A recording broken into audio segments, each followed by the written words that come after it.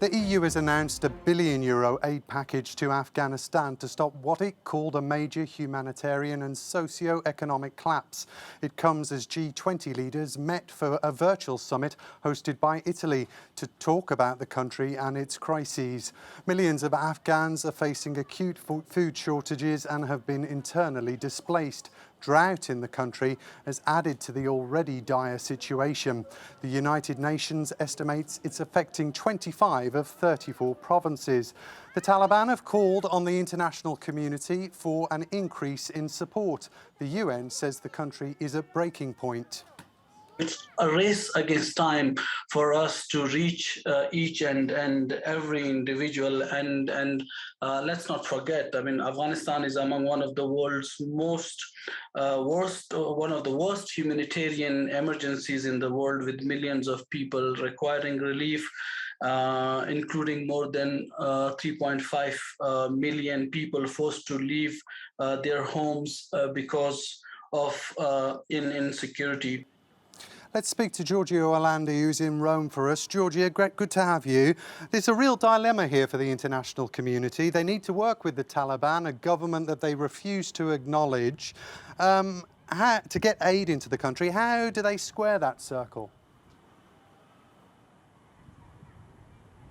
Well, that's right, Paul. Well, first off, Italy has really struggled to bring together G20 leaders for this summit, and it has been working on it for quite some time. Yes, the sticky point in the talks is how to engage the Taliban without having to give them political recognition. That is one of the main issues that has been discussed today. We know that in the past few days, as you mentioned there, representatives of the Taliban got the chance to meet with representatives of the European Union and the US delegation. They want to be recognized. They want to be given access to funds that have been frozen. But clearly, given the humanitarian crisis, the priority is how to dispatch aid to the country without having to give them the legitimacy they seek at the moment. This is a pretty much divisive issue. We know that China and Russia oppose the view of some Western countries that believe they want to impose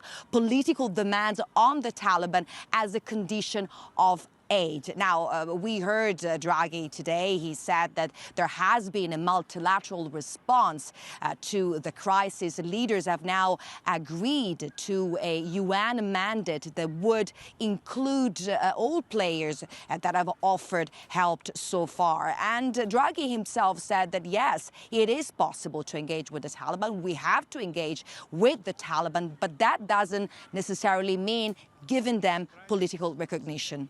Paul?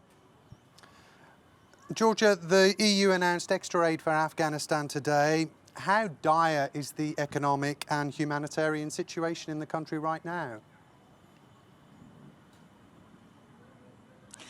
Well, Paul, as we know, since after the Taliban took over Kabul, thousands of Afghans have really tried to flee the country that has now plunged into a humanitarian catastrophe. Some 40% of the country's GDP relies on international aid that has been completely cut off. The UN Secretary General said that the international community has to inject fresh cash into the country's economy that is about to collapse. When it comes to the humanitarian crisis, a recent report by the UN said that millions of Afghans are at risk of starvation. Humanitarian operations in the countries cost around $600 million, and so far, only 35% of that has been paid by international donors. So a lot more has to be done, not to mention the systematic violation of women's rights. And when it comes to the terrorist threat, we know that, according to experts, what has happened in Afghanistan recently would lead to the reconstruction of